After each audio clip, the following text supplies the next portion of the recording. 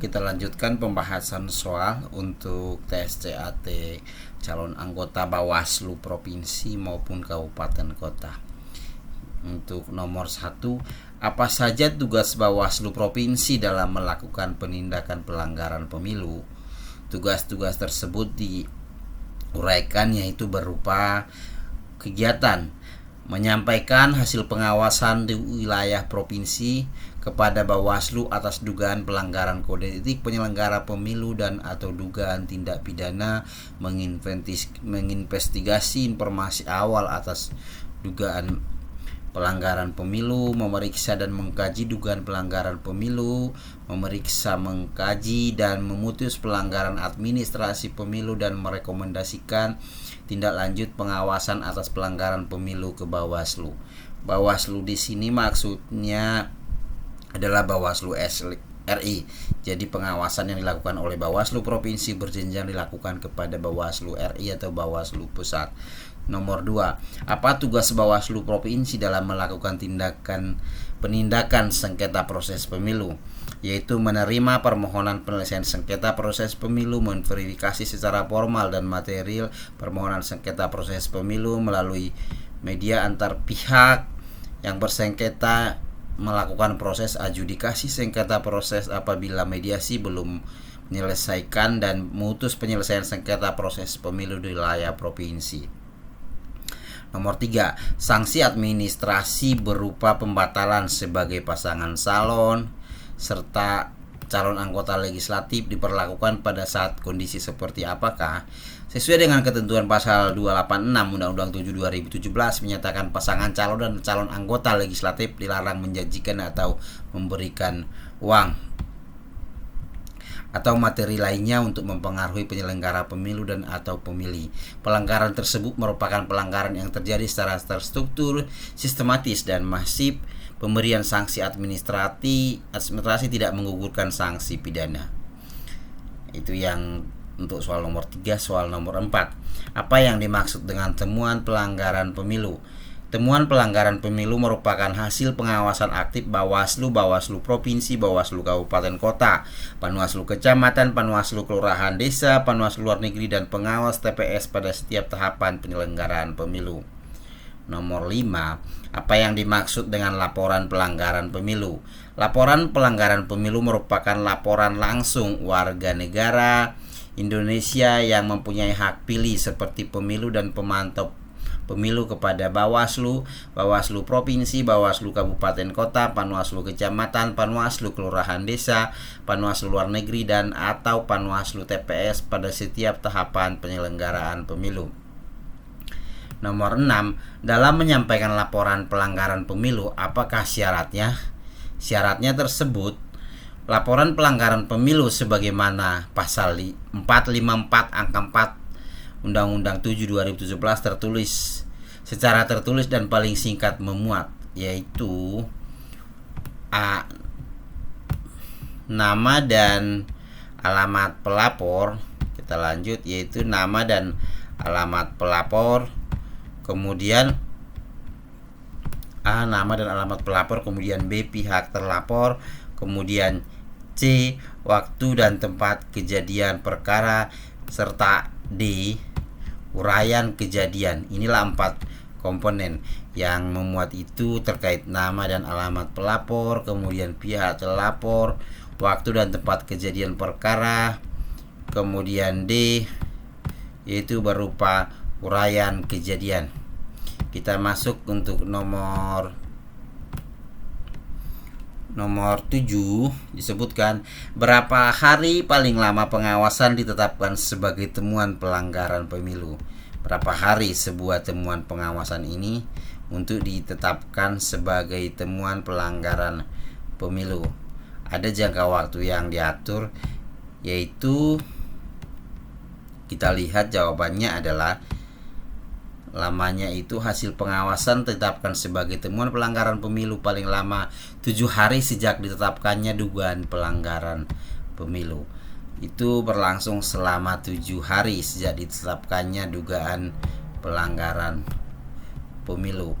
Kemudian kita masuk ke soal berikutnya, yaitu Untuk soal nomor 8, berapa hari paling lama laporan pelanggaran pemilu disampaikan?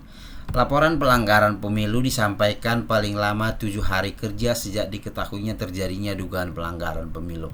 Jadi dalam proses penyampaian ini untuk Bawaslu itu hari adalah hari kerja. Biasanya itu Senin sampai Jumat dikurangi hari libur maupun cuti bersama. Nomor 9, berapa lama temuan dan laporan pelanggaran pemilu ditindaklanjuti pengawas pemilu? Temuan dan laporan pelanggaran pemilu yang telah dikaji dan terbukti kebenarannya wajib ditindaklanjuti oleh Bawaslu, Bawaslu Provinsi, Bawaslu Kabupaten Kota, Panwaslu Kecamatan, Panwaslu Kelurahan Desa, Panwaslu Luar Negeri, dan pengawas TPS paling lama 7 hari setelah temuan dan laporan diterima dan diregistrasi.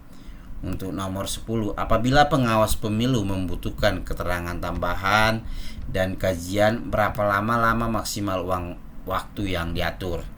Dalam hal Bawaslu, Bawaslu Provinsi, Bawaslu Kabupaten Kota, Kecamatan, Desa, Kelurahan, Luar Negeri, pengawas TPS memerlukan keterangan tambahan mengenai tindak lanjut, keterangan tambahan dan kajian dilakukan paling lama 14 hari kerja setelah temuan dan laporan diterima dan diregistrasi. Kemudian nomor 11, apa yang dimaksud oleh undang-undang terkait pelanggaran administrasi pemilu? Pasal 460 Undang-Undang Nomor 7 2017 angka 1 dan 2 mengatakan jika pelanggaran administrasi pemilu meliputi pelanggaran terhadap tata cara, prosedur atau mekanisme yang berkaitan dengan administrasi pelaksanaan pemilu dalam setiap tahapan penyelenggaraan pemilu. Pelanggaran administratif tidak termasuk tindak pidana pemilu dan pelanggaran kode etik, karena terkait tindak pidana pemilu itu diselesaikan oleh Sentra Penegakan Gakumdu yang bekerja antara secara tersistematis ataupun hierarki terstruktur mulai dari Bawaslu, kepolisian dan kejaksaan untuk penanganan tindak pidana pemilu, sedangkan pelanggaran kode etik diselesaikan oleh Dewan Kehormatan Penyelenggara Pemilu. Masuk ke soal nomor 12, bagaimana proses penyelesaian pelanggaran administrasi pemilu? Pasal 461 Undang-Undang 7 2017 menyatakan jika Bawaslu Provinsi, Kabupaten, Kota menerima, memeriksa, mengkaji dan memutus pelanggaran administrasi pemilu, kemudian Panwaslu Kecamatan memeriksa, mengkaji dan membuat rekomendasi atas kajian mengenai pelanggaran administrasi pemilu, kemudian pemeriksaan oleh Bawaslu, Bawaslu Provinsi, Kabupaten, Kota dilakukan secara terbuka. Dalam hal diperlukan sesuai kebutuhan tindak lanjut penanganan pelanggaran pemilu, Bawaslu Provinsi, Kabupaten, Kota dapat melakukan investigasi. Bawaslu Provinsi, Bawaslu Kabupaten, Kota wajib memutus penyelesaian pelanggaran administrasi pemilu paling lama 14 hari setelah temuan dan laporan diterima dan diregistrasi. Kemudian putusan Bawaslu Provinsi, Bawaslu Kabupaten, Kota untuk penyelesaian pelanggaran administrasi pemilu berupa A, yaitu perbaikan. A adalah perbaikan administrasi terhadap tata cara, prosedur, kemudian mekanisme dan atau sesuai dengan ketentuan peraturan perundang-undangan. Kemudian ada teguran tertulis, kemudian tidak diikutkan pada tahapan tertentu dan penyelenggaraan pemilu, dan D, sanksi administrasi lainnya sesuai dengan ketentuan peraturan perundang-undangan. 13. Berapa lama KPU menindaklanjuti putusan Bawaslu? Pasal 462 menyebutkan jika KPU Provinsi, Kabupaten, Kota wajib menindaklanjuti putusan Bawaslu Provinsi, Kabupaten, Kota paling lama 3 hari sejak tanggal dibacakan. Ingat, hari adalah hari kerja. 3 hari sejak tanggal dibacakan, di mana KPU Provinsi maupun Kabupaten Kota wajib menindaklanjuti selama 3 hari paling lama sejak putusan tersebut dibacakan. 14. Bagaimana mekanisme pelanggaran administrasi yang bersifat terstruktur, sistematis, dan masif? Ini juga disebutkan di pasal 463 menjelaskan dalam hal terjadi pelanggaran administrasi pemilu yang bersifat terstruktur, sistematis, dan masif, Bawaslu menerima, memeriksa, dan merekomendasikan pelanggaran administrasi pemilu dalam waktu 14 hari. Dua pemeriksaan sebagaimana dimaksud pada ayat 1 dilakukan secara terbuka sesuai dengan ketentuan peraturan perundang-undangan. KPU wajib menindaklanjuti putusan Bawaslu dengan menerbitkan keputusan dalam waktu paling lama 3 hari sejak terhitung diterbitkannya putusan Bawaslu tersebut. Kemudian 4. Keputusan KPU sebagaimana dimaksud pada ayat 3 dapat berupa sanksi administrasi pembatalan calon anggota DPR, DPD, DPRD provinsi, kabupaten, kota, dan pasangan calon presiden dan wakil presiden. Kemudian calon anggota DPR, DPD, DPRD provinsi, kabupaten, kota, dan pasangan calon yang dikenai sanksi administrasi pembatalan sebagaimana dimaksud pada ayat 4 dapat mengajukan ketika dia sudah dibatalkan langsung mengajukan upaya hukum ke Mahkamah Agung dalam paling lambat 3 hari sejak terhitung sejak keputusan KPU ditetapkan. Kemudian Mahkamah Agung akan memutus upaya pelanggaran administrasi pemilu tersebut dalam kurun waktu paling lama 14 hari terhitung sejak berkas diterima Mahkamah Agung. Dalam hal putusan Mahkamah Agung membatalkan keputusan KPU sebagaimana dimaksud, KPU wajib menetapkan kembali sebagai calon DPR, DPD, DPRD provinsi, kabupaten, kota, ataupun presiden dan wakil presiden. Putusan Mahkamah Agung tersebut sifatnya final dan mengikat. Jadi KPU itu akan disampaikan nanti dalam hal ditemukan adanya suatu terhitung pelanggaran tersebut, pembatalan calon, maka KPU harus menindaklanjuti paling lama 3 hari. Kemudian paslon ataupun calon yang merasa dirugikan disampaikan ke Mahkamah Agung, dan Mahkamah Agung kemudian selama 3 hari terhitung sejak keputusan ditetapkan, dan Mahkamah Agung akan menyelesaikan dalam 14 hari tidak diterima. Dan dalam hal Mahkamah Agung membatalkan putusan KPU dimaksud, maka KPU juga harus segera menindaklanjuti dan menetapkan kembali sebagai peserta, sebagai calon, apakah itu DPR, DPD, DPRD provinsi, kabupaten, kota, presiden dan wakil presiden, di mana sifat putusan Mahkamah Agung tersebut bersifat final dan mengikat. Kita lihat nomor 15, apa yang dimaksud dengan sengketa proses pemilu. Pasal 466 Undang-Undang 7 2017 menjelaskan, jika sengketa proses pemilu meliputi sengketa yang terjadi antar peserta pemilu dan sengketa peserta pemilu dengan penyelenggara pemilu sebagai akibat dikeluarkannya keputusan KPU provinsi dan KPU kabupaten kota. 16. Bagaimana proses penanganan permohonan penyelesaian sengketa proses pemilu? Di pasal 467 disebutkan jika Bawaslu provinsi, kabupaten, kota menerima permohonan sengketa proses pemilu sebagai dikeluarkannya keputusan KPU provinsi maupun KPU kabupaten kota. Permohonan tersebut disampaikan calon peserta dan peserta pemilu. Permohonan penyelesaian sengketa proses disampaikan secara tertulis dan paling sedikit memuat nama, alamat pemohon, pihak termohon, dan C. keputusan KPU provinsi, KPU kabupaten kota yang menjadi objek sengketa ataupun sebab diajukannya sengketa dimaksud. Kemudian permohonan penyelesaian sengketa proses pemilu disampaikan paling lama 3 hari sejak penetapan keputusan KPU provinsi dan KPU kabupaten kota sebagai objek sengketa. Nomor 17, bagaimana penyelesaiannya proses di Bawaslu. Pasal 468 menyatakan bahwa proses tersebut diselesaikan di Bawaslu paling lama 12 hari sejak diterima permohonan. Kemudian Bawaslu melakukan penyelesaian sengketa proses melalui tahapan menerima dan mengkaji, kemudian mempertemukan pihak yang bersengketa untuk mencapai kesepakatan ataupun dalam hal ini mediasi. Jika tidak tercapai mediasi ataupun sepakat sengketa tersebut, maka dilanjutkan dengan proses adjudikasi yaitu persidangan. Kita masuk untuk soal nomor 18. Apakah semua putusan Bawaslu mengenai sengketa proses bersifat final dan mengikat? Tidak. Pasal 469 memberikan penjelasan bahwa beberapa putusan sengketa proses tersebut bisa diajukan upaya hukum yaitu banding ke PT UN. Dalam hal apakah itu? Yang tidak bersifat final dan mengikat, yaitu terkait dengan verifikasi partai politik, penetapan daftar calon tetap anggota DPR, DPRD, DPRD provinsi, DPRD kabupaten kota, dan penetapan pasangan calon. Dalam hal penyelesaian sengketa proses pemilu, Bawaslu tidak diterima oleh para pihak dapat mengajukan upaya hukum kepada Pengadilan Tata Usaha Negara. Nomor 19, bagaimana tata cara penanganan tindak pidana pemilu? yaitu laporan dugaan tindak pidana pemilu diteruskan oleh Bawaslu Kabupaten dan Kecamatan kepada Kepolisian Negara Republik Indonesia paling lama 1 kali 24 jam sejak Bawaslu Kabupaten Kota menyatakan bahwa perbuatan atau tindakan diduga merupakan tindak pidana pemilu. 1 kali 24 jam disampaikan ke kepolisian. Kemudian perbuatan atau tindakan yang diduga merupakan tindak pidana tersebut tadi setelah berkoordinasi dengan polisian dan Kejaksaan Agung dalam Gakumdu, yaitu Sentra Penegakan Hukum Terpadu. Kemudian laporan dugaan tindak pidana tersebut disampaikan secara tertulis, memuat nama dan alamat pelapor, pihak terlapor, waktu dan tempat kejadian perkara, dan uraian kejadian. Soal nomor 20, siapa yang dimaksud Majelis Khusus Tindak Pidana Pemilu?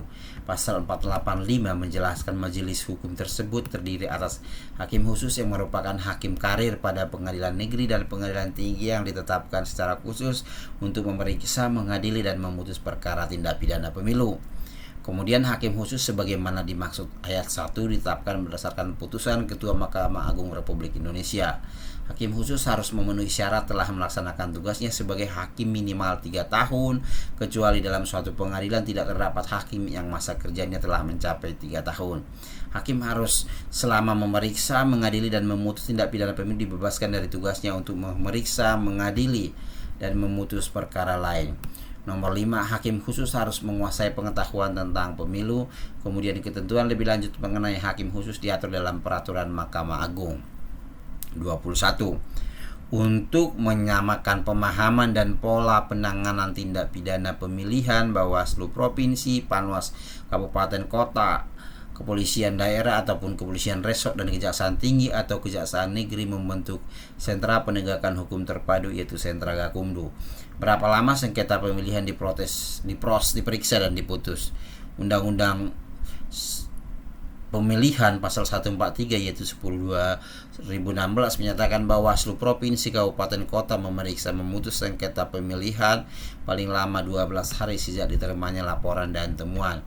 Bagaimana proses penyelesaiannya? Bawaslu Provinsi melakukan penyelesaian melalui tahapan menerima dan mengkaji laporan, kemudian mempertemukan pihak untuk mencapai mufakat.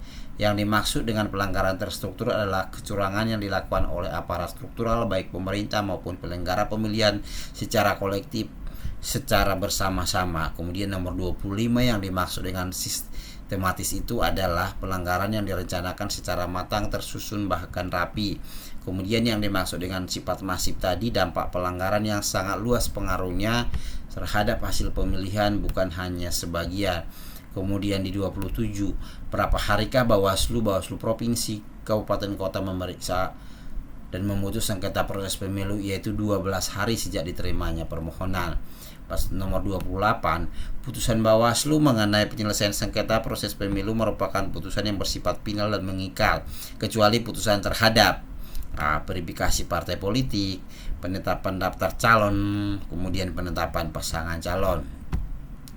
Nomor 29, berapa hari Pengadilan Tata Usaha Negara memutus gugatan sebagai dimaksud ayat 1 pasal 471/2017, yaitu 21 hari sejak dinyatakan gugatan tersebut lengkap.